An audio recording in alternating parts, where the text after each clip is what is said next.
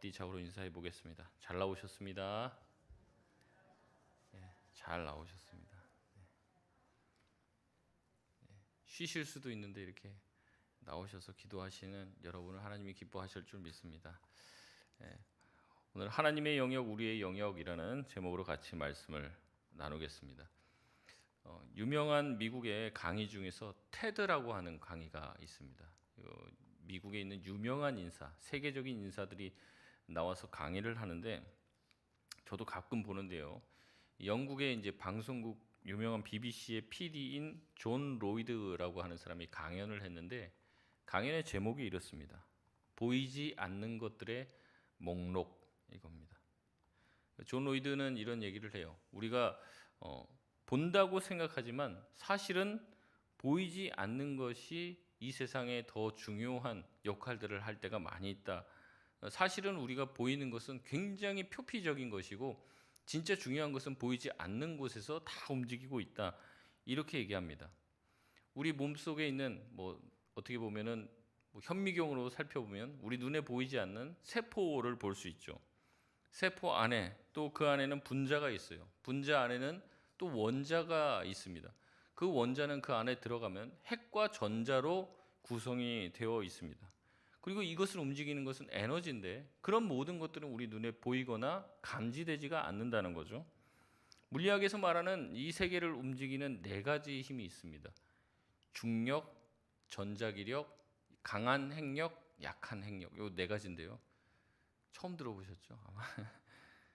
근데 이게 물리학에서도 이게 존재한다는 것만 알지 이게 어떤 식으로 작용을 하고 또 어떻게 어디서부터 이 힘과 에너지가 오는지를 정확하게 규명을 해내지는 못해요.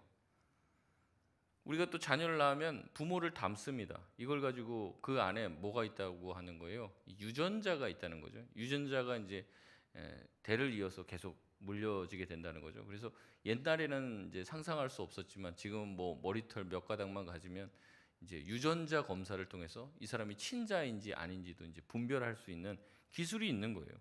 근데 그 머리카락 하나로 우리 눈으로 봤을 때는 머리카락 두 개 여러분 딱 갖다 놓고 보면은 이게 둘이가 같은 부모 자식 간의 관계를 알 수 있습니까? 없다는 거죠. 근데 안에 들여다보면 그 안에 이제 유전자를 보면 알 수가 있다는 거예요. 이 유전자를 조사해 봤더니요. 쌀이 38만 개의 유전자를 가지고 있다고요. 사람은 22쌍의 상염색체와 한 쌍의 송염색체를 가집니다. 그래서 46개의 염색체를 가지고 있는데 감자가 48개의 염색체를 가지고 있어서 사람보다 2개가 더 많다고. 감자가 그렇게 대단한 감자죠. 우리는 또한 의식과 이성을 가지고 있습니다. 이 의식과 이성이 하는 가장 중요한 일은 생각이죠. 여러분 근데 생각이 눈에 보입니까? 안 보입니까? 안 보이죠. 생각처럼 중요한 게 안 보입니다. 옆에 사람들이 무슨 생각을 하는지 보이지가 않는다는 거죠. 몸은 만질 수 있어요. 터치할 수가 있죠. 안을 수도 있습니다. 하지만 생각은 포착해낼 수 없다는 겁니다. 여러분 우리 인생에 중요한 게 또 시간이에요. 여러분 시간이 보입니까? 우리의 과거의 기억들 되게 중요하죠. 소중하죠. 근데 과거라는 그 존재, 그것은 우리의 어떻게 보면 기억에만 있는 거죠. 또한 모든 과거가 다 기억나는 것 또한 아닙니다. 왜냐하면 우리 몸을 구성하고 있는 세포는요 늘 죽고 다시 태어나고 이것을 이제 생성과 소멸을 반복하고 있는 거죠. 그래서 우리 혀에 있는 세포는요, 혀 세포는 한 10일 정도면 이 맛을 느끼는 세포는 계속 죽고 새로운 세포가 된다는 거예요. 그러니까 여러분 혀에 있는 그 맛을 느끼는 그 세포는 10일 후면은 완전히 새로운 그 세포로 다 바뀌게 된다고 얘기해요. 간과 내장은 좀 더 길고요. 척추는 몇 년이 걸린다고 합니다. 대체로 7년이 지나면요, 우리 몸에 있는 세포는 그 7년 전과는 전혀 다른 세포로 구성되어 있는 내가 된다는 거예요. 그러니까 7년 전의 나랑은 완전히 다른 내가 된다는 거죠. 그래서 거울 보면 잘 아시죠? 예전과는 다름을 계속 느끼게 되는 거예요. 우리는 눈에 보이는 것이 굉장히 확실하다고 생각하는 사람들입니다. 그래서 자꾸 보이는 것을 추구하죠. 많은 사람들이 하나님을 믿지 못하는 이유는 뭐예요? 하나님이 보이지 않기 때문에 그렇다는 거죠. 하나님을 보면 믿겠는데 보지 못하니 믿지 못한다는 겁니다. 조금만 생각해봐도 어떻게 보면 이 세상을 움직이고 돌아가게 하는 것들은 보이지 않는 것에 대한 그 힘과 작용으로 인한 것이 더 많은데 자꾸 우리는 보이는 게 전부인 것처럼 생각을 한다는 거죠. 신앙생활도 그렇게 비슷하게 하시는 분들이 있습니다. 어떻게 하냐면 눈에 자꾸 보이는 현상을 쫓아가는 거예요.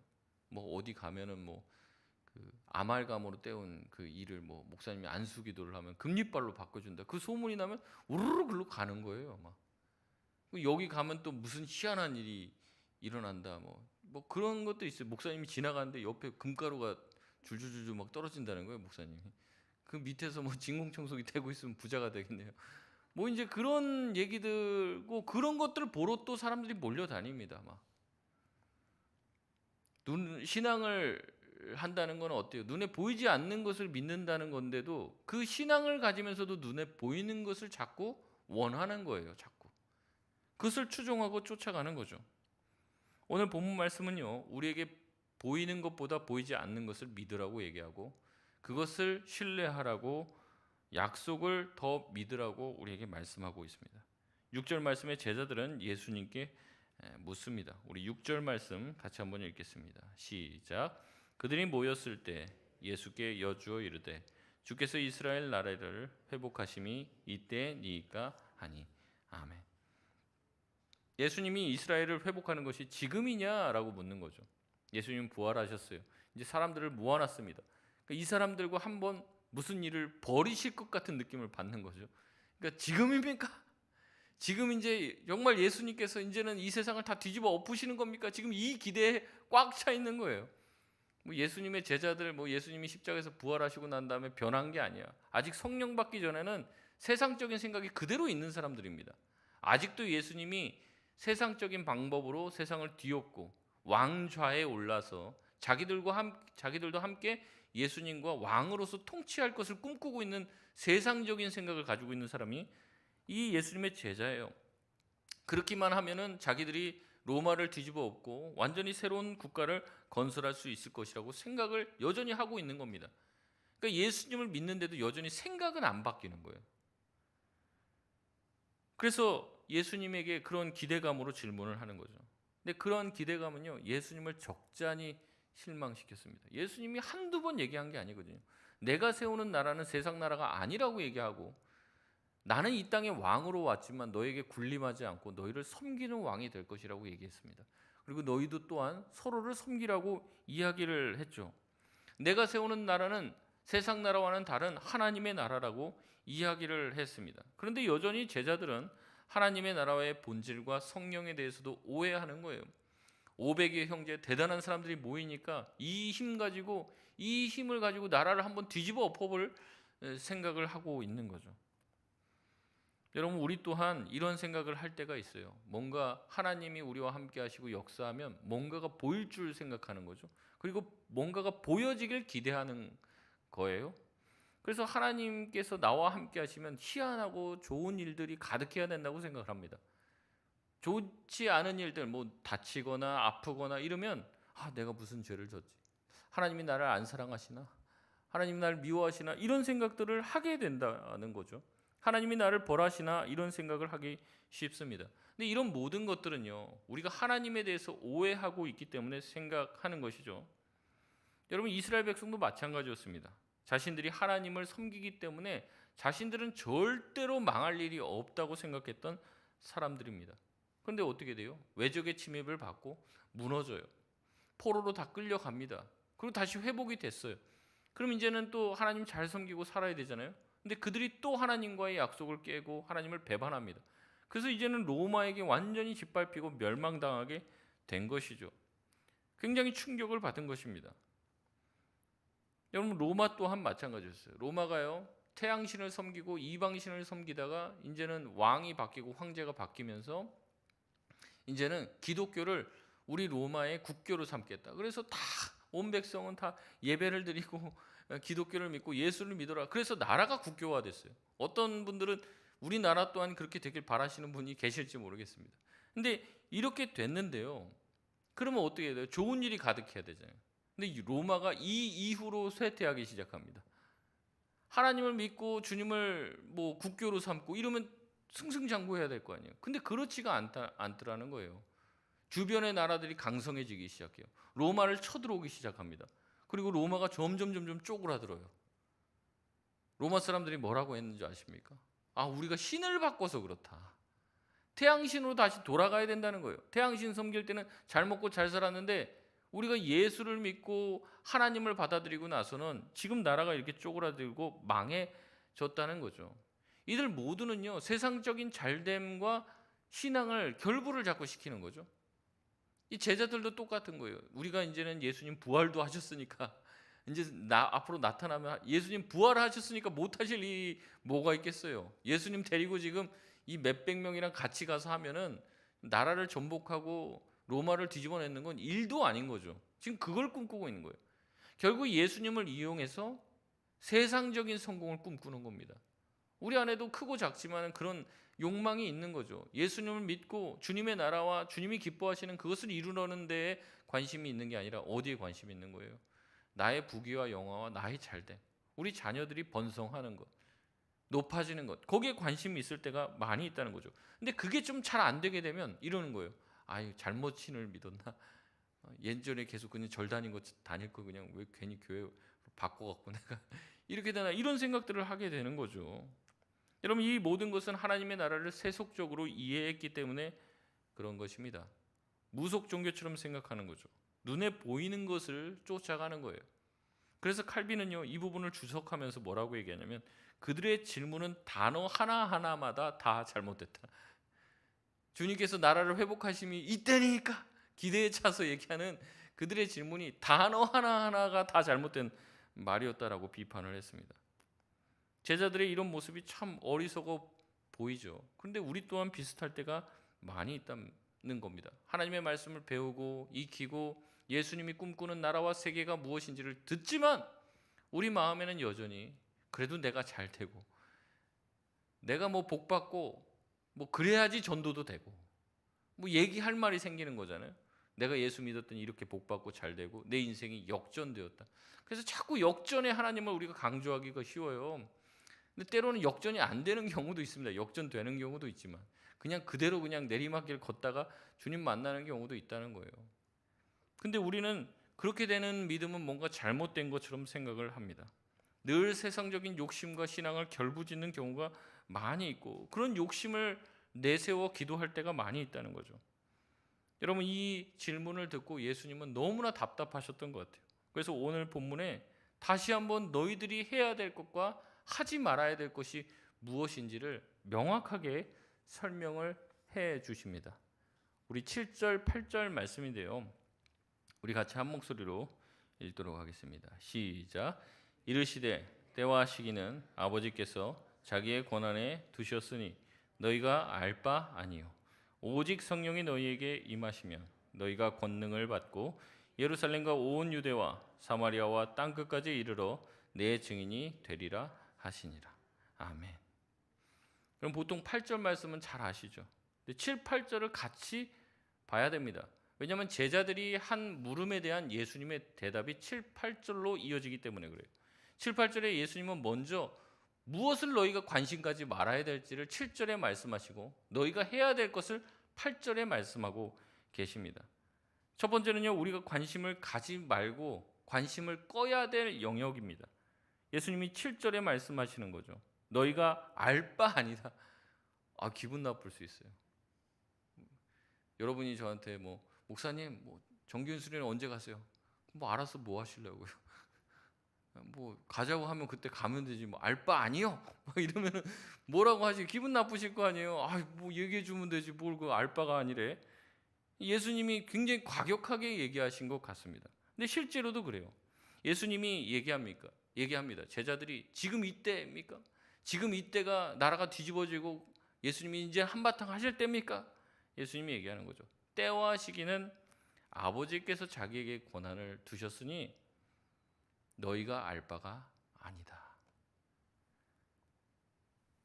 하나님의 권한 안에 있기 때문에 우리는 알고 싶어도 알 수 없고 알려고도 하지 말라. 관심도 가지지 말라. 좀 서운하지만 그렇게 말씀하시는 거예요. 여기서 무엇을 알지 말라라고 얘기하냐면 때와 시기입니다. 때와 시기.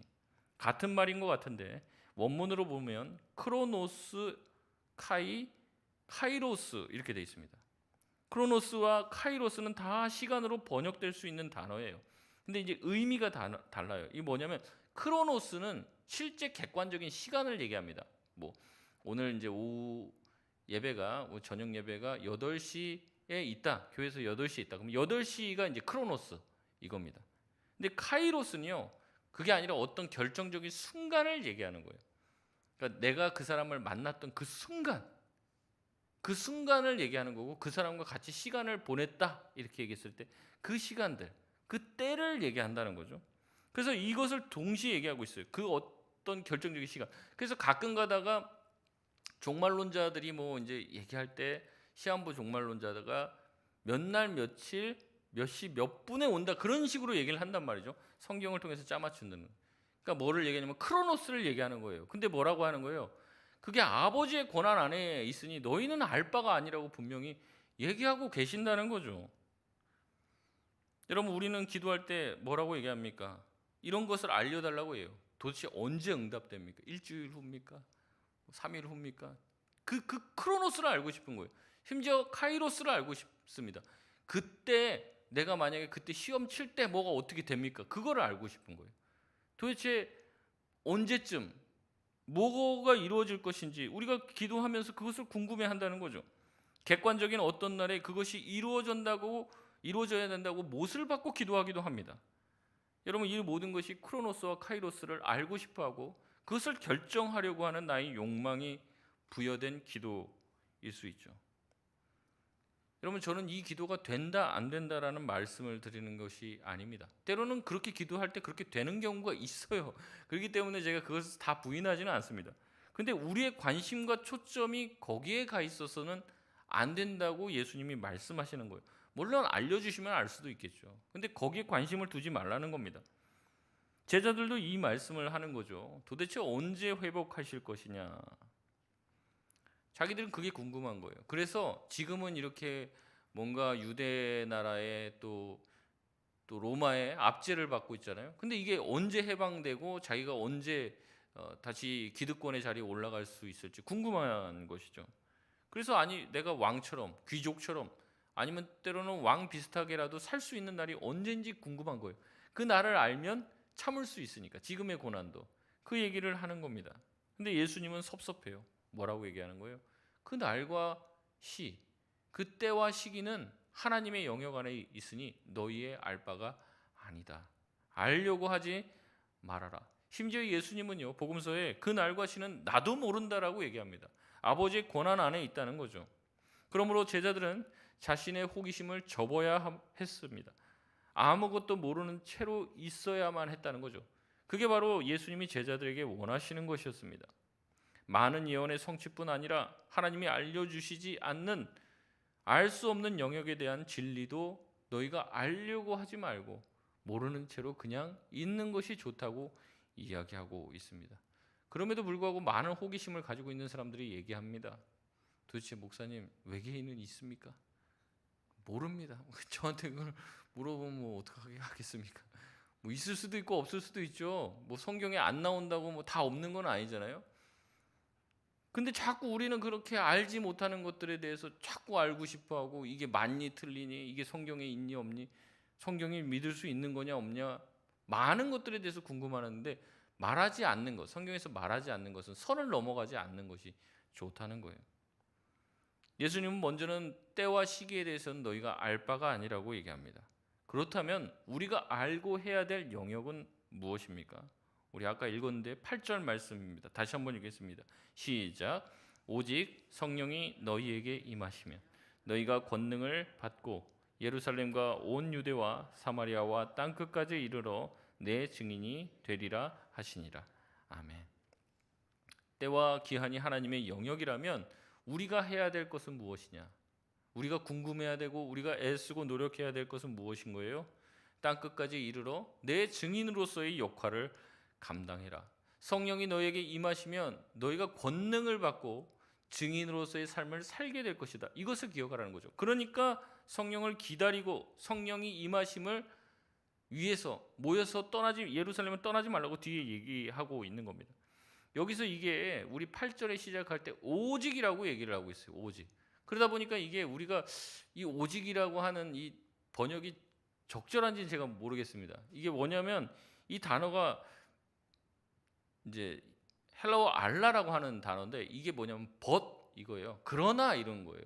그러니까 앞엔 뭐라고 얘기하는 거예요? 때와 시기에 대해서 너희는 알려고 하지 알 바가 아니다. 그러나 너희가 해야 될 게 있는데 그게 뭐냐면 오직 성령이 너희에게 임하시면 권능을 받고 하나님의 증인으로서 땅 끝까지 이르러 그 증인의 역할을 감당하라. 그게 너희가 해야 될 일이다. 너희가 알고 싶지만 그 때와 시기에 대해서는 알려고 하지 말고 증인으로서의 삶을 사는 것이 너희에게 맡겨진 사명이라는 거죠. 그러니까 어떻게 보면 제가 그러나 이 오직이라는 말을 그러나라고 번역하는 게 훨씬 더 좋은 것 같은 생각이 들어요. 그래서 실제로 이제 NIV라든지 ESV 영어 성경들을 보면 다 벗이라고 그러나라고 번역을 하고 있습니다. 이제 느낌적으로 봤을 때는 오직 뭐 이렇게 하는 게 더 느낌이 좋고 뭔가 확신이 드니까 좋죠. 그러나 이제 7, 8절은 이렇게 역접으로 이어져 있다는 겁니다. 종합해서 말씀드리면 이렇습니다. 때와 시기는 우리의 영역이 아닙니다. 여러분이 알면 좋겠지만 그걸 알려고 하거나 여러분이 규정지어서 그날을 하나님께 강요하지 마시길 바랍니다. 그러나 하나님이 우리에게 하신 명령이 있다면 내가 너희에게 성령을 줄 것인데 그 성령이 너희에게 임하면 너희는 나를 경험했기 때문에 나를 만났기 때문에 나를 만난 자의 증인의 삶을 살아가라. 그것이 우리에게 명령하신 명령이며 약속이라는 거죠. 여러분 성령이 임하시면요 방언하고 뭐 예언하고 자꾸 그런 것만 생각해요. 근데 그게 아닙니다. 물론 그걸 할 수도 있어요. 근데 성령이 임하시면 가장 도드라지게 나타나는 특징이 뭐라는 거예요? 복음을 전하고 예수 그리스도를 만난 증인으로서의 삶을 사는 것이에요. 아, 저 성령 받았는데요. 그러면서 자기 체험을 얘기해요. 근데 성경적이지는 않는 거예요. 그 사람이 정말 성령을 체험했다. 그 사람이 정말로 성령을 경험했다. 그렇다면 어떤 삶을 살게 된다는 거예요? 자꾸 예수를 증거하게 돼 있어요. 증거하게. 자기 혼자 예배하고 찬양하고 그게 아니라 누군가에게 증인으로서 산단 말이죠. 누구를 교회 데리고 오고 안 데리고 오고 이 문제가 아니라 예수 그리스도를 믿는 증인으로서의 삶을 살게 되어 있다는 거죠. 그렇기 때문에 우리가 성령을 받으면 무슨 미래를 점치고 예언하고 때와 시기를 맞추는 것, 그것은 오늘 예수님의 말씀대로 그것은 너희의 영역 자체가 아니라고 말씀을 하셨다는 거죠. 근데도 굳이 그거를 막 알려고 하고, 근데 하나님이 확실하게 우리에게 명령하신 그 부분은 감당하지 않으려고 한다면 우리가 문제가 있다는 거죠. 오늘 성경은 말합니다. 성령이 임한 가장 큰 증거, 바로 예수 그리스도를 증언하는 증인의 삶이라고 이야기합니다. 그들이 무엇을 보았습니까? 뭘 본 사람이 증인이 되잖아요. 예수님의 죽음, 십자가의 죽음을 코앞에서 목도한 사람들이에요. 그리고 부활하신 예수님을 만난 사람들이에요. 예수님이 나를 위해서 십자가에 죽으시고 다시 부활하셨다는 것을 경험하고 자기 눈으로 체험하고 본 사람들입니다. 그것을 느끼며 의식하며 살았던 사람들입니다. 그렇기 때문에 너희들에게 내가 명령하는 것은 성령이 임하시면 너희가 그런 증인의 삶을 사는 것이다. 그게 내가 너희들에게 원하는 것이다 라고 이야기하는 것이죠. 여러분 다시 한번 기억하시길 바랍니다. 성령이 나에게 임했다면 이제는 예수 그리스도의 증인의 삶을 사는 것이 마땅하다는 것을 기억하시길 바랍니다. 그 증인의 삶을 감당하고자 우리나라에 복음이 들어올 때 미국에서 건너오고 막 다른 일본에서 중국에서 건너오고 중국 선교사 데리고 왔다가 이제 우리나라로 들어오고 일본 선교사로 왔다가 우리나라 들어오고 이런 거예요. 또 이 동방의 작은 나라인 조선에 대한 소문이 들리니까 또 그 편지를 받고 오는 거죠. 뭐하러 그 사람들이 여기까지 옵니까? 교회 부흥시키려고 오는 것도 아니에요. 자기네들이 만난 예수님을 전하지 않고는 견딜 수 없으니까 이 영만리 땅까지 오다가 배 타고 오면서 가족들 다 잃고 그렇게 온 거예요. 왜 그렇습니까? 성령이 그들에게 임하니까 복음을 알지 못한 자들에 대한 이야기를 들으면 전하고 싶은 그 마음을 주체할 수가 없는 거죠. 여러분 그럼에도 불구하고요, 교회가 이런 일들을 감당하지 못할 때가 많이 있어요. 교회에서 어디 놀러 간다고 하면 다 옵니다. 안 나오던 사람들도 옵니다. 아픈 몸을 이끌고 와요. 근데 노방전도 가자고 하고 복음전하라고 하자고 오라고 하면 오라고 해도 안 옵니다. 노방전도 하고 밥 먹습니다 하면 기가 막히게 그 밥 먹는 타이밍에 와요. 차가 막혔고 뭐가 어떻게 됐고. 어디 여행은 잘 가요. 유럽도 가고 뭐 동남아도 가고. 근데 단기 선교 가면 안 가요. 아, 저 휴가 가야 되는데요. 그럼 복음 누가 전합니까? 단기 선교는 휴가 안 가고 가는 거예요. 휴가는 뭐 나중에도 갈 수 있잖아요. 근데 단기 선교는 나에게 주어진 그 시간에 정말 하나님이 주시는 은혜를 따라 가는 거죠. 그걸 반납하고 가는 거예요. 근데 이런 어떤 성령 받은 사람의 특징이 일어나지 않고 교회 생활만 한다고 하면은 우리가 이게 뭐가 되는 거예요? 다 그냥 교인이 되는 거죠. 교인. 예수님의 제자가 되는 게 아니라, 신자가 되는 게 아니라 종교인이 되는 거예요. 전도 축제하면 남일인 것처럼 생각해. 아유, 교회에서 또 하나보다 자꾸 전도하라고 사람 데리고 오라고 목사님 스트레스 주시네. 저도 전도 축제 안 하고 싶습니다. 근데 평소에 하도 전도를 안 하니까 그냥 1년에 2번 그래도 작정하고 좀 기도도 하고 전도도 하려고 애쓰는 거예요. 그렇게 또 해야지 또 안 하다가 또 하니까. 제가 말씀드렸잖아요. 특세도 이런 거, 특세 이런 것도 안 하고 싶습니다. 웬만하면. 근데 특세를 하니까 나와요.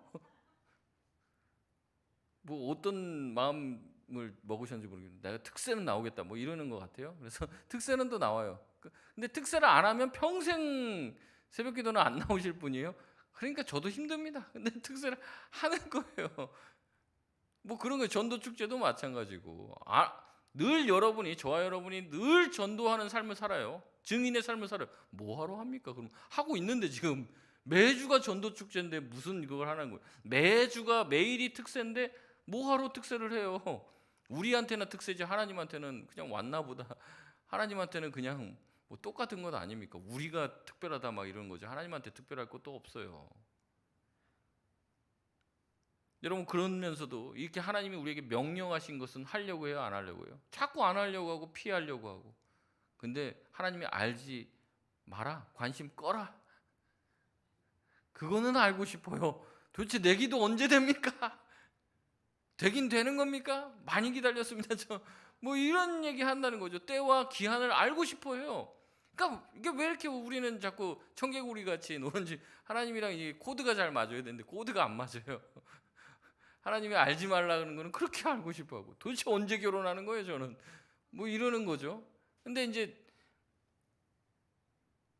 뭡니까? 우리가 하나님께서 하라고 하는 거는 그렇게 안 하려고 하는 거죠. 더 많은 말을 하고 싶지만 생각도 나지만 참겠습니다. 여러분들은 다 잘하고 계시니까 안 나온 사람들이 문제죠. 9절부터 보면 이 말씀을 하시고 예수님은 하늘로 올리워져 구름 위로 가셨다고 합니다. 10절을 보니까 올라간 그 모습을 하늘을 뚫어져라 보고 있다고 얘기합니다. 제자들이. 그 광경 저도 막 보고 싶더라고요. 상상만 해도 얼마 그냥 그 사람이 그냥 정말 슈퍼맨처럼 확 하늘로 올라가서 구름 위로 사라졌다고 하니까 방금까지 있던 예수님이 하늘로 올라가서 사라지니까 너무 놀라운 거죠. 혹시 올라갔다가 떨어지시나 계속 위에 보고 있는 거예요. 그러자 흰옷 입은 두 사람이 나타나서 사람들을 꾸짖습니다. 11절 말씀입니다. 우리 같이 한번 읽겠습니다. 시작. 이르되 갈릴리 사람들아 어찌하여 서서 하늘을 쳐다보느냐. 너희 가운데서 하늘로 올려지신 이 예수는 하늘로 가심을 본 그대로 오시리라 하였느니라. 아멘. 왜 하늘을 쳐다보냐고 야단을 쳐요. 왜 쳐다보겠습니까?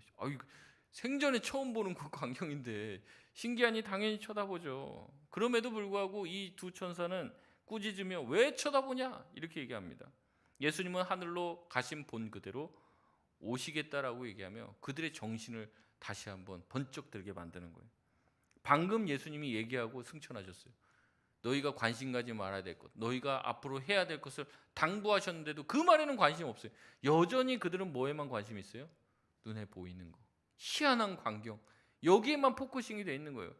방금 그거 지금 관심 끄라고 그렇게 얘기를 하는데 너희들은 또 그러고 있냐? 이 천사들이 야단을 치는 거죠. 그게 아니라 주님이 약속하신 것, 그 약속이 이루어질 것이라는 것을 믿고, 보이지 않지만 그 약속을 믿고 성령을 기다리고 그 성령 받으면 그 성령 받은 대로 예수의 증인이 되어 살으라고 다시 한번 이야기하고 있는 겁니다. 여러분, 눈에 보는 신비한 경험과 체험하신 분들 많이 있을 거예요. 그 평생의 자랑도 될 수 있습니다.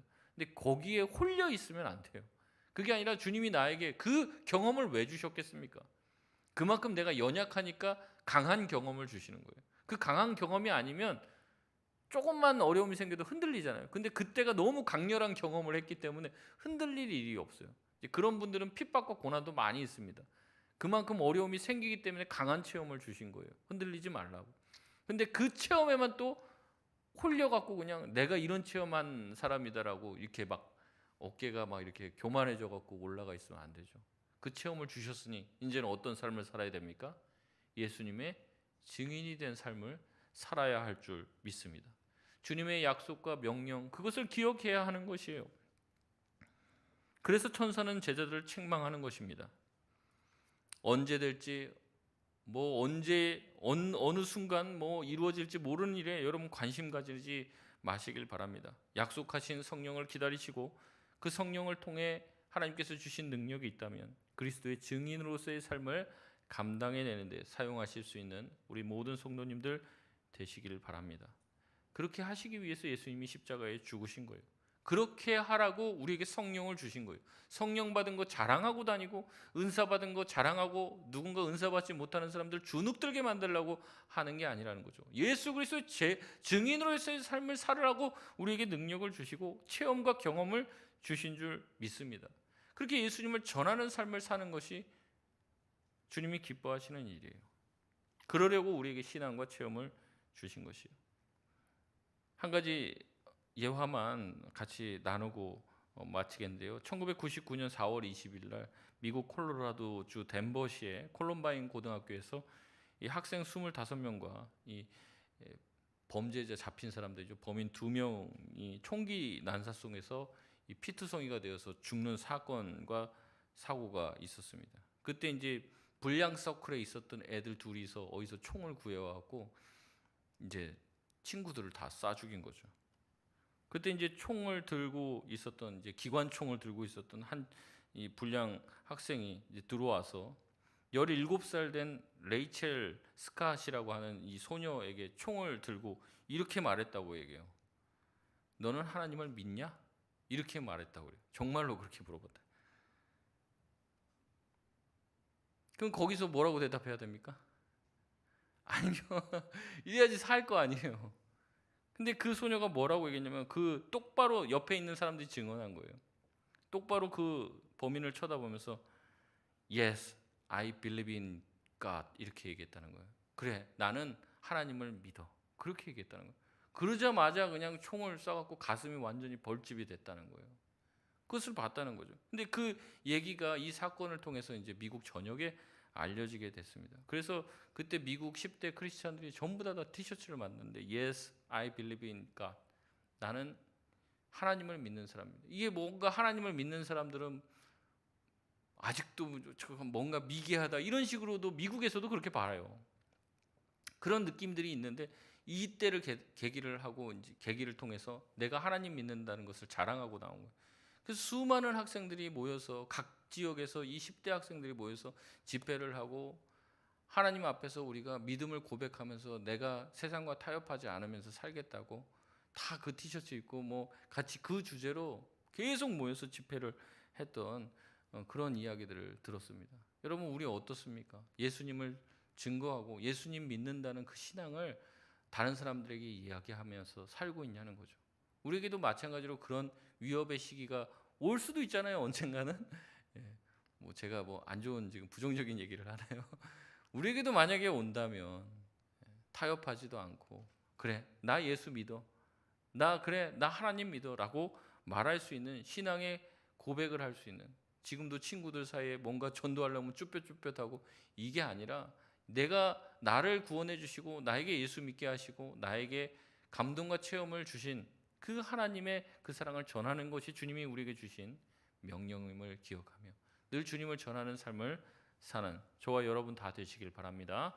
말씀을 맺겠습니다. 우리는 보이는 것에 관심이 많습니다.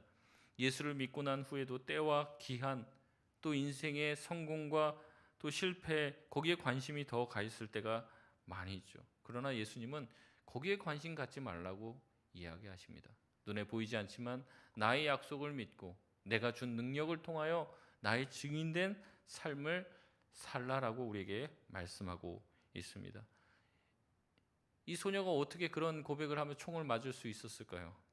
그 아이라고 죽음이 두렵지 않았겠습니까? 두려웠을 거예요. 그러나 그 소녀가 그렇게 믿음의 담대한 고백을 할 수 있었던 것은 그 소녀 안에 성령이 함께 계셨기 때문에, 성령께서 그에게 용기를 주셨기 때문에 믿음의 고백을 할 수 있게 되었는 줄 믿습니다. 우리도 이것을 기억하며 주님, 성령께서 나와 함께 해주셔서, 나와 함께 해주셔서 나에게 용기 주셔서 나도 예수님을 담대하게 전하고 예수님을 자랑하며 살아갈 수 있는 성령의 사람들을 다 되게 하여 주시옵소서. 우리 그렇게 기도하며 나아가는 우리 모든 성도들 되시길 바랍니다. 우리 같이 기도하겠습니다.